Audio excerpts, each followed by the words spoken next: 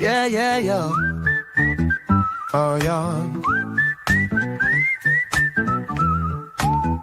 Got question Chase, has got the facts. Talking NFL numbers, he's got your back. A little chart trend ball, man, he's got it like that. Chasing data by do champions. Chasing data applies to everyone. Chasing data, yeah, we're live today. Chasing data for always. Chasing data by do champions.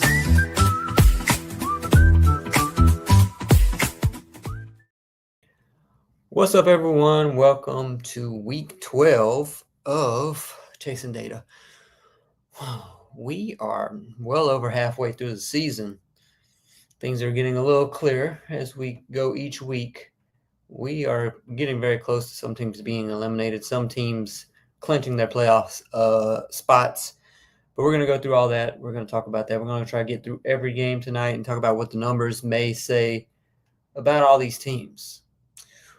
So if you're new here, this is all numbers based, more analytics based than anything else. What the deep dive of the numbers say. So let's get straight into it.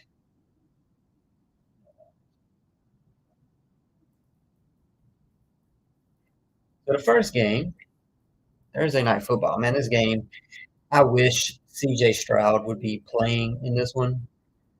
If he was playing, this would be a much better game. Surprisingly, the spread is still only 6 points in favor of the Buffalo Bills.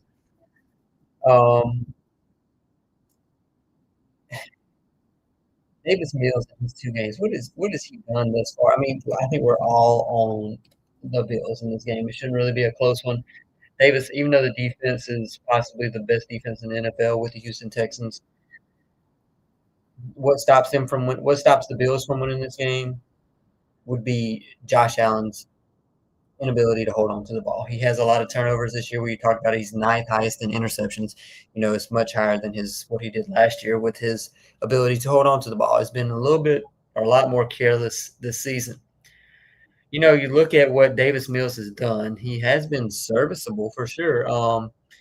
In his 3 starts, he's had a 68 rating. That was against the Broncos. He had an 84 and a 90 rating. I mean, his EPA per dropback, I mean, we're not really worried about the Broncos. No one's going to do good against the Broncos. But he had a positive EPA per dropback in week 10 against the Jags, which is a good defense, and then not so great against the Titans in week 11. So can he do anything to make this a reasonable game? I don't know. I mean, if he can get 20 points somehow, I think that's the only way that they have a chance of winning this game. Like I said, it's in Houston. The Bills are 6-point favorites. I don't know. The only way is we talked about the Bills' defense so far this season. It is their weaker point and Josh Allen turnovers thus far. But when you look at the defense of the Buffalo Bills, they're currently ranked. They are 15th in overall defense. As far as pass goes, they are 5th against the pass. It's against the run. It's their problem. Good news is Houston doesn't have a great running offense. They have the fourth worst run defense. So yeah, trade Cook and Odunze for JT. I got Lamb and Higgins at wide receiver. Cook and Odunze for JT. Oh yeah, I do that. Yeah, absolutely. I mean, JT is the fantasy league winner for sure. So I think we're all on Buffalo. Trade CMC and Lamar for JSN and Javante. We have Mahomes. Oh yeah, for sure. I mean, I'm always of the mindset of just having one quarterback who string one from week to week, or if your starter gets hurt, so I wouldn't really hold on to Lamar if you're getting something else back in that package. Talking about Baltimore, second game I'm going to talk about is the New York Jets traveling to Baltimore. They are 2 touchdown underdogs in this game, 13.5 points. That is with Tyrod Taylor. being the starter in this game. Now, while the Jets have come on as of late, they've won two of their last four games. They face a real battle in the Baltimore Ravens. The Ravens did not look great last week. Myles Garrett just absolutely dominated the line of the Ravens and got to Lamar way more than he should have. Good news is I don't think there's any way, even though the Ravens defense is not great this season, I don't think there's any way the Jets can score with the Ravens, or shouldn't be able to. The Jets have traded away Sauce Gardner. They've traded away Quentin Williams, who went to Dallas in his first game last night and had 1.5 sacks, 4 quarterback hits, I believe. He says Cowboys are back. Well, they played a terrible defense last night, so I wouldn't read too much into it, but they should be better than 4-5-1. With the Ravens, I'm glad they finally started using Keaton Mitchell more, give Derrick Henry some rest. And I mean, Derrick Henry had a great game finally last week. The main person I'm worried about on the Jets affecting this game is Will McDonald. He has been good. He's leading the Jets right now with 27 total pressures, 12 quick pressures, which are under 2.5 seconds. And he has the 5th quickest time to pressure in the NFL. And on the other side of that, the offensive tackles of the Ravens have the 7th highest pressure rate allowed. That's going to be the only way. I mean, Lamar's still going to be Lamar. I just don't think Tyrod Taylor can do enough to keep it close, honestly. This year, I mean, he's had 2 starts. He's appeared in 3 games. He has Tyrod Taylor I'm talking about. He has a rating of 73, 3 touchdowns, 3 interceptions. We know he's a little bit better with his legs, but I mean, so is Justin Fields. There's a reason Justin Fields was starting ahead of Tyrod so far this season, but here we are. I think we're all on the Ravens for that one. All right, Henderson for Dowdle. And I don't know. I have both of them in fantasy, and I have been low on Dowdle. I mean, I think Travion Henderson is going to get his run. Obviously, Ramondre's been out the last 2 weeks, but you would think he has to get an uptick in carries or snaps going forward. Otten, Henry, or Juwan Johnson? I think we go Hunter Henry. I mean, Drake May is leading the NFL right now in EPA per dropback, and he spreads the ball out as well as anyone in the NFL. They're going up against Cincinnati, one of the worst defenses also. So I think I go Henry this week. Wilson or Game? I go Wilson. I by myself, honestly. You know, I had the same thought, but it was a very brief thought. I'm going Wilson or Gainwell for sure.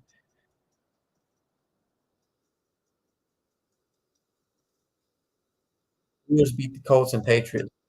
I hadn't talked about the Steelers yet, but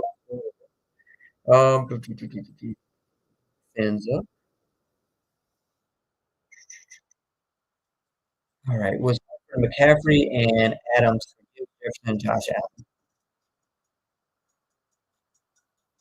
Yeah, I would do. I mean, if it's a one quarterback league and you still have May and Burrow, I don't know if Joe Burrow is coming back, but Drake May, I mean, you've streamed somebody outside of him. Third game, Pittsburgh Steelers, assuming Aaron Rodgers is not going to play, they have not ruled him out. They did say he had, I think it was a hairline fracture in that left wrist. They travel to Chicago, who are the 7-3 Chicago Bears. They are currently leading the division, the NFC North. 7-3. The Packers are 6-1. The Lions are 6-4, and the Vikings are 4-6. Who would have thought it? But here we are. So Pittsburgh and no Aaron Rodgers. It's gonna be. I'm assuming Aaron Rodgers is, but I mean the pressure rate. The good thing about the Steelers, regardless of Aaron Rodgers playing, is that the Bears defense does not get pressured. The good news for the Bears defense is that they have 3 of the 4 top interception leading players in the NFL right now. They lead the NFL in interceptions as well. I just don't know where this offense is going to go without Aaron Rodgers. And I mean, Aaron Rodgers, I mean, he has the worst average depth of target in the NFL, air yards per target, whichever way you want to look at it. How can they beat the Bears without Aaron Rodgers? Run game. I mean, it's going to be focused on the run game, but I mean, I really don't know. When you look at Chicago's defense as far as what they do against the run, they are currently, when you look at EPA allowed per rush, they are currently right middle ground, 17th, which is going to be a hard fought game for them to win this, honestly. The over under is 45.5. I could see it definitely being much lower than that. London and Kelsey for Jamar Chase. Uh, yeah, I think I do that because London's value has gone down exponentially since Kirk Cousins is going to be the starter there. We'll go for Bijan.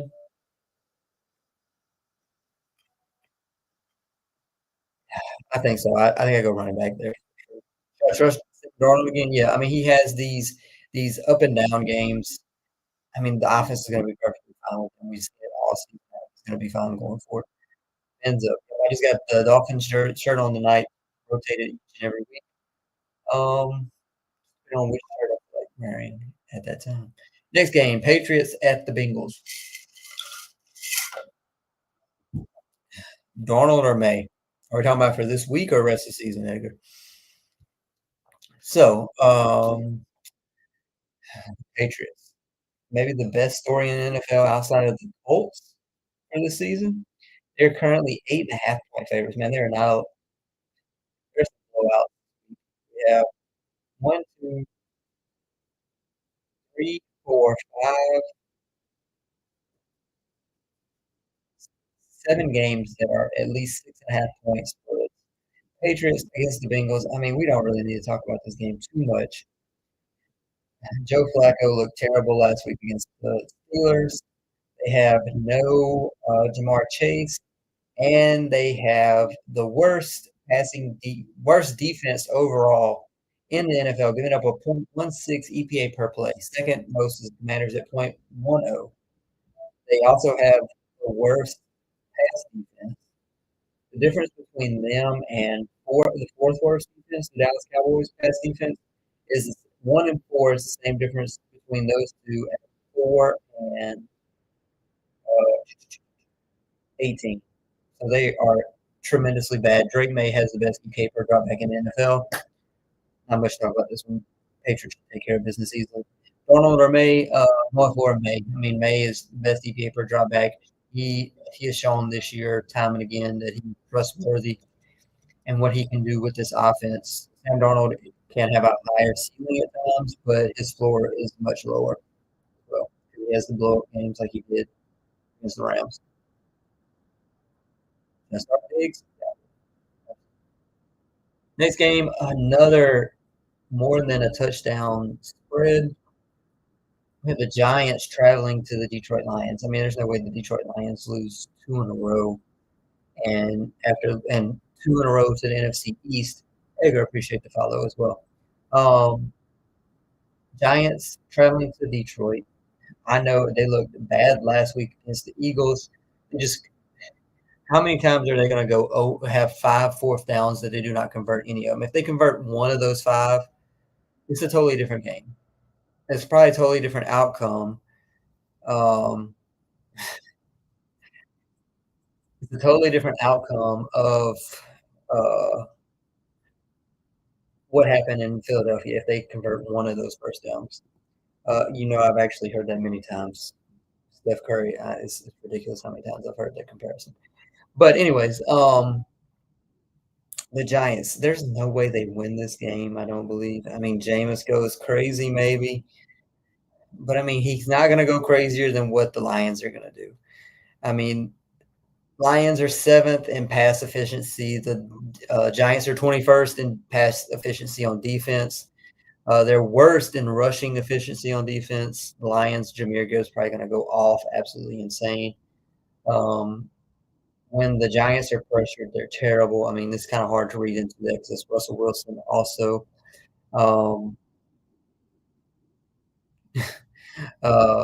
Lions defense, if they get after Jameis, I don't know. We could see some turnovers. I'm not going to talk much about this. The Lions should win this handily, easily. A game I'm more interested in is Hank Dale returning 11:30. They could use him. They could also use CJ Stroud as well. I don't know that they're going to rush him back. I figured he would be out the entire season, honestly. If they stay in the playoff hunt, they could push him back. I don't know if they should, though. Next game, Vikings at Packers. Okay. JJ McCarthy, Jesus Christ. How bad can you be at the quarterback position?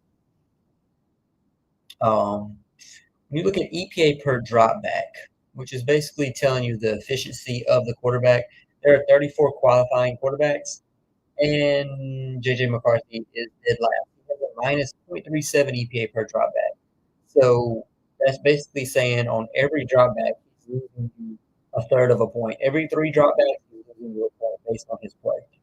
The difference between him and Spencer Rattler, who is 31st, so up 3 spots, is the same between 31st and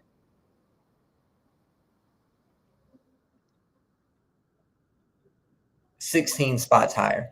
So 15 and 31 is the same between 31 and 34 because JJ McCarthy's playing so terrible. Bears Steelers is definitely a big game, especially with if no Aaron Rodgers. Achane or McCaffrey rest of the season. Man, Achane is just playing out of his mind. McCaffrey finally got he's just getting so many touches. I think it may get spread out more, especially once they get Ayuk back. Purdy's finally back. McCaffrey did have his longest rush of the season of 20 yards this season last week.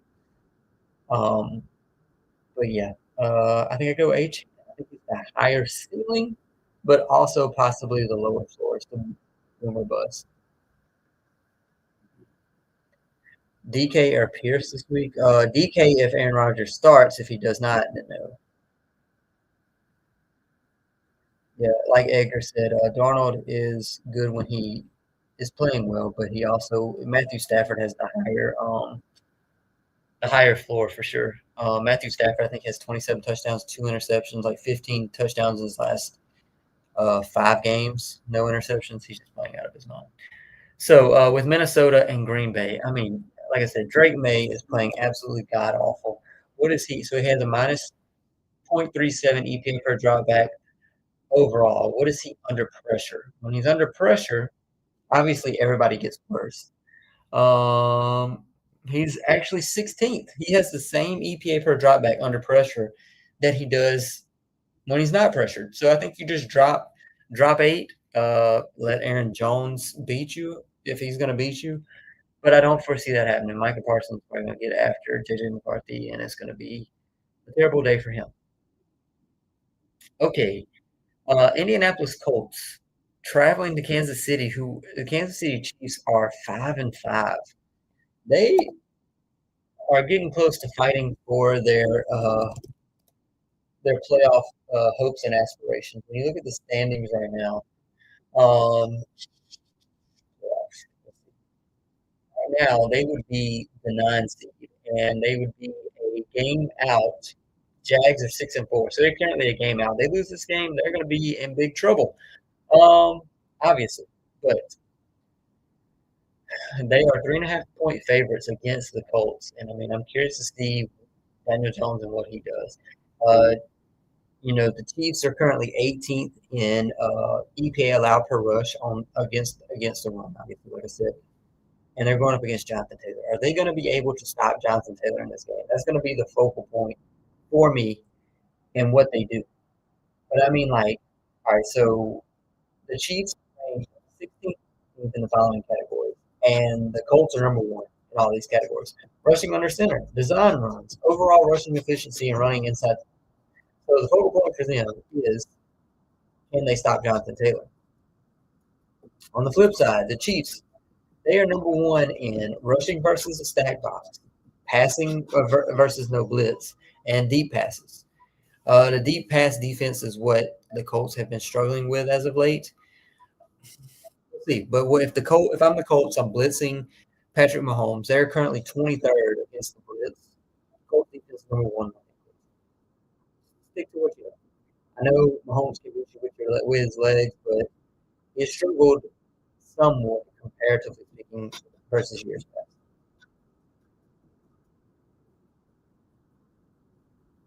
Or Waddle or Higgins? I think we go Waddle. All right. Would you trade Judkins for Pickens or Judkins for McMillan? Pickens. McMillan, he gets the targets, but Pickens is just, he's more of a deeper ball threat. Ted McMillan may have 10 catches for 14 yards and a touchdown. Brissett or Dart against Dart's playing this week, assumingly. I think we go Jacoby Brissett. He had the most completions in NFL history this week? And they are playing the Jacksonville Jags, who Davis Mills put up a solid stat line again. 2 weeks ago, he had a positive EPA per dropback, so I think I go with Jacoby Brissett. Definitely going to get the pass attempts. We don't have to talk much about this one. The Seahawks traveling to Tennessee. Can the Titans get another win this year? I'm not really sure. They're averaging 14.3 points per game. They have a minus 130 point differential. This is the number 2 point differential team. Number 2 in point differential, plus 101 in the Seahawks, minus 130 in the Titans. So they are losing games. They have this season they played 10 games, so they lose on average. If you look at every game, they're losing every game by 13. So not ideal. Nothing much to talk about. Sam Darnold's going to bounce back. JSN's going to continue his wide receiver receiving yard lead. Nothing much more to say.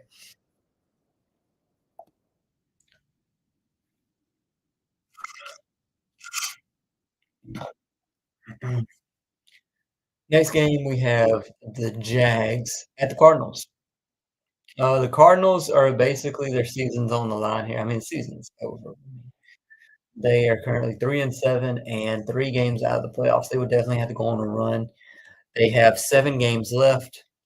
They would have to win 6 of the 7, I would say at least, and finish 9-8 to have a chance at the playoffs. Do they get there? Probably not. I mean, their schedule. I mean, it doesn't matter what their schedule is. They're not winning 6 of the 7, but basically, this is a must win. The Jags, I feel like they're going to sneak into the playoffs once we get there. They're going to be the wild card team, probably around 9-8, 10-7, honestly. If I'm the Jags, I mean, the defense is going to win this, I believe. Trevor Lawrence has been mid. I don't think he's the quarterback of the future. When you look at what he's doing as far as efficiency-wise, EPA per dropback out of 34 qualifying quarterbacks, he's currently 26th. Not been good. Not been good enough to keep his job, I don't believe. The Jags are only 2.5-point favorites. The offense has been better with Arizona since Jacoby Brissett came in, but I don't think it's enough for them to overcome the Jacksonville Jags, even though the game's at home. Oh, the next game. This is a game for the number 1 pick, honestly, to be playing for the number 1 pick. We have the 2-8 versus 2-8 Browns at the Raiders. Raiders got blown out by it was not a close game. Blown out by the Dallas Cowboys last night, and I don't think we're going to see anything different, honestly. Right now, there are 6 teams that are 2-8 or worse. So I think this is you kind of want to lose this game. Both teams are looking for a quarterback next year. Geno is not the quarterback of the future. We know that at this point. Geno has fallen off a cliff somehow. The Browns do not have a quarterback. Watson or Dobbs. Watson looks like he's going to get the red zone targets, and Watson looks like he has the higher upside based on last week's play. Looks like Jordan Love trusts him a ton. But yeah, so this is a battle for the number 1 pick or top 3 pick. Please lose if you're a fan of either one of these teams. But how does either team win? I mean, it's going to be Max Crosby going crazy against Dylan Gabriel or Shedeur Sanders. Shedeur was god awful in his appearance. But it's also the defense. Myles Garrett's going to go crazy against Geno Smith. I think that the weapons on the offensive side of the ball of Las Vegas outweigh the defensive weapons of the Cleveland Browns. I know they have Myles Garrett. Outside of that, I mean, I just think they can overcome more. Geno can do enough on offense to win this game. Marky, appreciate the follow. Would I trade Henry and Jefferson for CMC? If you have a lot of depth, yeah, maybe, but a lot you give up a lot. Purdy or Darnold for this week? We go Sam Darnold. He's going up against the Tennessee Titans. One of the worst, if not the worst, defense team, whatever aspect you want to look at, all around. All right, I've seen two streams. They both said Cowboys beat Eagles next week. What you think? I don't know if that's a given. I don't think they do. It's at home. I don't know. I mean, I could see it happening just based on the fact that the Eagles, I feel like they're winning these games that they should not win. The offense is eventually going to catch up to them because they have been playing bad. Saquon and the run game is not what it was. Lane Johnson's out. There is a path, especially with Dak, CD, and George Pickens, for them to win this game. We saw how close it was in week 1. So I could see the argument. More I talk about it, I'm talking myself into it. Marky, appreciate the follow. I traded London and DeMarcado for Wandale. Is that it? Oh, wait, for DeMarcado and Wandale. Yeah. Dre London's, he's injured. I think he's day to day, maybe week to week, but it doesn't really matter whenever Kirk Cousins is going to be your quarterback for the rest of the season. Like, he's not going to get any work like he was when Michael Penix was in there. Jacoby Myers, DK, or Pierce. I think we go DK, assuming that Aaron Rodgers is playing. If he is not playing, we go Alec Pierce. Chase Brown, Odunze, or Saquon London. I think we go Chase Brown, Odunze. London, I just spoke about why I'm worried about him. Yeah, the Eagles' defense has carried them the last 2 weeks. That's why they're winning games. It's not the offense. The offense looks shot. It looks terrible. Nothing has been good in Philadelphia as of late. When you look at the Philadelphia Eagles, let's bring up what their efficiency has been. Let's see. So, their worst games as far as EPA per play, 2 of the 10 out of their 10 games, they've had 2 of their 4 worst in the last 2 weeks. Last week was the worst against the Lions. They had a minus .28 EPA per play. The pass game last week was the worst. Yep. So the run game has not been much better. I mean, the run game, it was the 4th worst, and it was the worst against the Packers. Like, they've won back-to-back weeks by scoring 26 total points. The defense has been carrying them, like you said. Dylan, appreciate the follow. AJ is right about the defense. I agree. How is Judkins match up against the Raiders? When you look at the Raiders, you look at defenses overall, Judkins has honestly fallen off as of late from where he started at the beginning of the season. When you look at the rushing defenses in the NFL, run D is really not the problem in Vegas. They're actually 13th in efficiency. So the run D is above average. And when you look at what Quinshon Judkins has done, I mean, there was after 4 weeks of him playing, he was like top 10 or 15 in success rate and EPA per rush. But now when you look at him, where is he qualifying now amongst all qualifying running backs? Let's see. EPA per attempt, he is currently down to 27. So he has dropped off precipitously. Success rate is down to, oh my God, I'm still scrolling. What's here, huh? He's down to 4th worst in the NFL. So he has fallen off a cliff tremendously. Oh, and I appreciate the follow. I'm get you a question. Quinshon Judkins. Look at his numbers on just his game log this year. So, like I said, he started off very well. He had positive. All right, so his first 3 games were all positive rush EPAs. Then -1, -2, -3, -4, -4, -7. He's gotten progressively worse as the season has gone on. Over the last 6 weeks, 6 weeks straight, he's gotten progressively worse as far as rushing field. Yeah, don't forget about it. Jags final record prediction. Okay, when you look at the Jags, let's bring up their schedule here. Jags record. They're currently 6-4, and they're the 7th seed, battling it out with Kansas City Chiefs.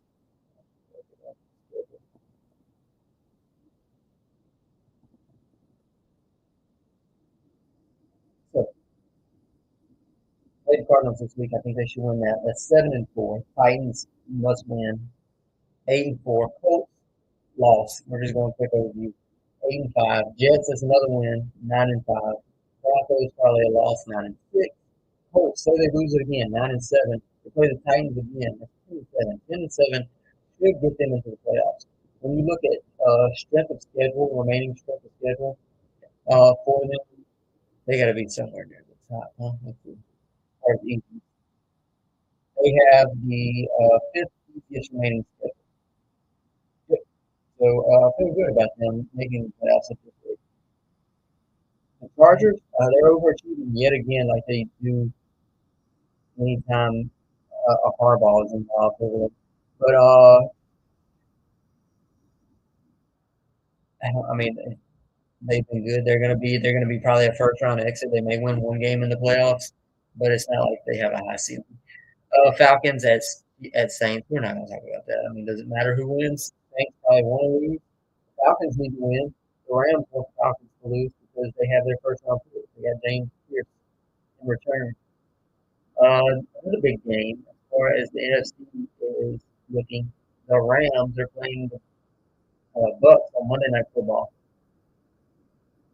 Bucks at Rams. Sorry, the Rams are a touchdown favorite. My lord, they feel good about them. When you look at this game, how each team could win. The Rams, they're the ninth best team whenever they blitz.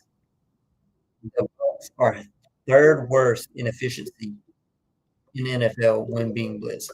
That front four should probably get after Baker Mayfield. Can he create out of the pocket? The Rams offense is fifth against in play action on offense, and the Bucks defense is third to last. Those are two main keys for them to win. I mean, I don't see a real path. The run game has not been great in Tampa Bay the last few weeks. Uh, the offense just hasn't been humming. I mean, it's been okay. But I think the Rams win this one, go to 9-2, move to the 1 seed in the NFC.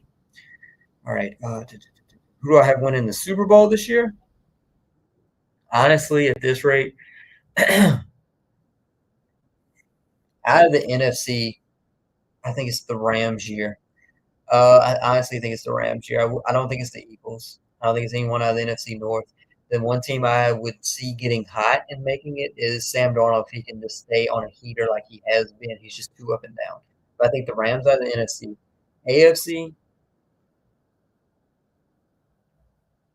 man, it's kind of open, honestly, in my opinion. You have the Patriots who are playing out of their mind. The Colts are playing out of their mind.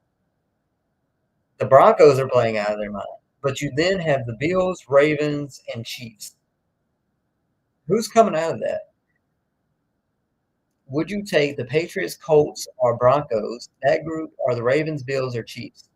I think I'd still take the Ravens, Bills, or Chiefs. I think the Bills come out. Bills versus Rams. Rams win it all.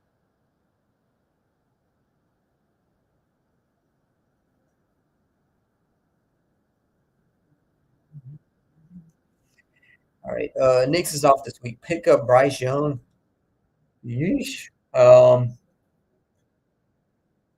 So the Panthers are going. This is Monday Night Football against the San Francisco 49ers. I mean, picking up. I mean, Bryce Young did play very great last week. I'm talking down on him. I mean, I think it's worth streaming potentially. I just don't know if you're going to get a high ceiling. I don't think you're going to get the same thing you got out of him against the Falcons. Especially, I know they have. I mean, Lenore for the Niners is going to be on set. He's been one of the best um, coverage cornerbacks in the NFL. And right now, I mean, even though the Niners do have the fifth worst pass defense, I think it's worth a shot. I think it's worth a shot. Trey Schultz for Tucker. Trey Tucker? Sean Tucker? I don't know. I don't know that matters either way. Maybe Trey Tucker gets a quarterback next year. Oh, that's gonna be I didn't like Gibbs' schedule for playoffs and championship. I guess stuff Minnesota. Oh, you don't know. Okay. But yeah, so in that last game, Panthers, and they are 6-5 right now. They are in the playoff picture if the season ends today, right? The 6-5. One would assume. Yes. Well, let's see. They're actually on the outside looking in. They are one game out, but they have a chance for sure. But in that game, the Panthers versus the Niners. This offense is going to be a high scoring game. I do say that. The over under is 48.5. I think we easily reach that. It may be a 31-28 final, honestly. Bryce Young has been playing much better. The pass defense of the Niners is not good, to say the least. And Brock Purdy's back. So it's going to be a high scoring game. I think the Niners win it because the Panthers just love to stay at 500. They drop down to 6-6. But yeah, so that's probably it for tonight. If you don't follow, hit that follow button. Analytics based football. And if I can get to your question, send me a question, shoot me a DM, and I'll be glad to answer it. If you don't follow on every other platform at King NFL Stats. And we'll be back probably later this week, if not next week. Thanks for stopping by.